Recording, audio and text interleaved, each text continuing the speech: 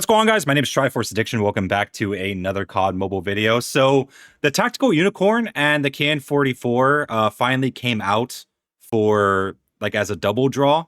I'm not sure if this was ever a thing at the very beginning. So it's kind of crazy that it's been like 5 years since this original, this GKS skin has come out. This was like the very first legendary that we got. And not once did I ever bother to pick it up. If anything, I always kind of liked the KN-44 color spectrum. And I think I was around when they just remodeled it. I was already like 2 seasons into the game. And yeah, I remember actually I ended up getting the KN-44 color spectrum for free. So this draw came out today and I just decided to finish up the rest. And let's be honest, I didn't really spend too much money on it. I think I only spent like 3,500 COD points, or no, 3,780 COD points. Sorry, that was like the very last thing I had to pick up, which I think also should count towards getting another prestige token. Okay, I guess not. Surprised it didn't count. But yeah, after 5 years, I finally got my hands on this Yachts Queen skin. So this is what I have currently set up. I'm probably going to put like a camo on it. But also, what did I tell you guys? Always pitch in like a few spins in a draw, and eventually it's going to pay off later in the future, especially if you have one, like a double draw where you already know you have one of the legendaries, and you can always just pick up the second one for not for free, but just discounted basically. So I'm probably going to be a little bit rusty because I haven't played all week, and also I should apologize about that. I didn't upload as much as I should have last week, but you guys have to understand I went through just a lot of different application stuff for the police academy. I had to do this entire background packet that just asked me a bunch of questions about just basically about my entire life. They wanted 7 normal references and then 5 work references. It was just a very long process. It was not a pleasant experience. In fact, it was probably the hardest application I ever had to do. I was asking you for stuff that you yourself don't even have knowledge of anymore.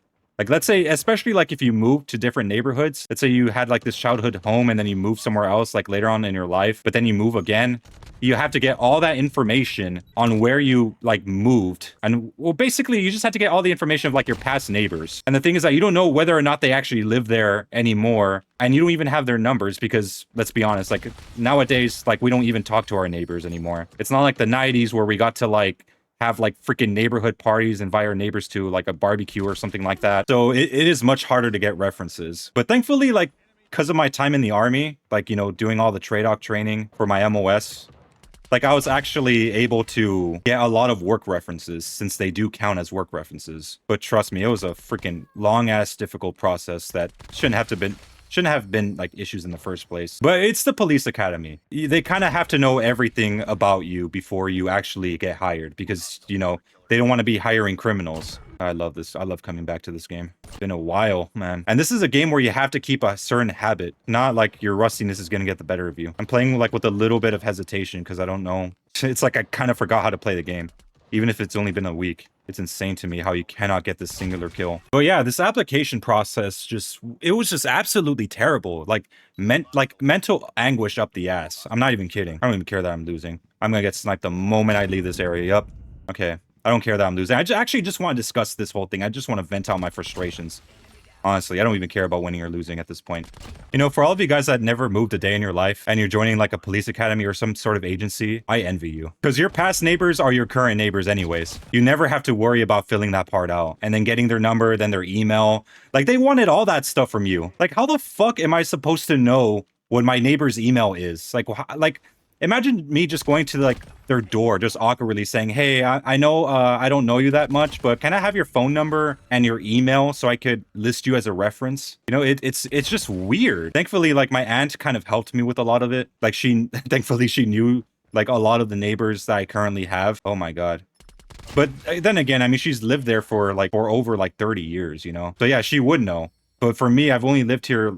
Okay, I've lived here for quite a while, maybe about 7 to 6 years, maybe. Surprised I'm even winning. But I think the hardest part of that application was definitely just probably getting the older work references. I know I said it was easier before, but it was frustrating because I didn't think about getting my army references. It's because yeah, I had a lot of coworkers I worked with in the past, but I haven't really kept in contact with them, and I don't even know where they work. I don't even know if they still live in the city that I live in, right? You know, they could have moved on, moved to San Antonio, maybe moved to Houston, but I would never know that. But I just had to just resort to using all my army references. I kind of went overboard with it though, because I ended up finding out like way more references than I needed. Like I ended up like finding like, I don't know. Like they wanted 7 work references, but they also wanted 5 work references. So that's like a grand total of like 12 total references. Yeah, 7 plus 5, yeah, that equals 12. Sorry for my shitty math. But not only that, you had to get those 6 past neighbors and 6 current neighbors as your references too. So technically, you had like 24 different references that you had to find. And keep in mind, most of those references cannot be your family. Or if anything, they can't be like just immediate family. You can't be your brother, your sister, your cousins, your aunt. I couldn't even put my aunt as one of those references. And the parental stuff was also like a thing. It's like, dude, I'm 27 years old. Do you really have to know who my parents are? So like they started asking me about like my dad's email, my dad's social security, my dad's driver's license number. And then with my mom, it was a lot more complicated because she passed away 2 years after I was born. She had ALS while she was pregnant with me. So, I mean, like, what good is it that like I get her social security, you know? And also like they also wanted her driver's license number too. And it's like, how the fuck do you want me to get that information? So instead they just asked me, oh, well, if that's the case, just get your mother's death certificate. I'm like, okay, that's simple. So thankfully they were a little bit merciful with that. As crazy as it sounds, like, what do you want me to do with like my mom's information? You know, like what can you really do? Like she's been gone for 27 years. Like what, like, I was like thinking like, what the fuck do they want me to do? Like, do they want me to like dig up her grave and then ask her like, oh, hey, what's your social security? They got ridiculous. That's the point. That's what I'm trying to say. I also had to get my credit score. That's probably one of the most interesting parts. It's because like I know I've been alive for 27 years and most like 20-year-olds at this point, or at least around my age, would already start establishing credit, but I never did. And like I always had that mentality where, you know, I mean, I don't mind paying everything in full, you know? And I was always worried that I would accidentally like not keep up with the payment and just ruin my own fucking credit, you know? So I never bothered to just establish it, even though I could have easily done that with no issues. But, you know, I was talking to Tabby earlier about like the credit thing, and I mean, she told me how simple it was. I mean, that it could just instantly be transferred into your like from your bank account and then just get paid off automatically, which is cool.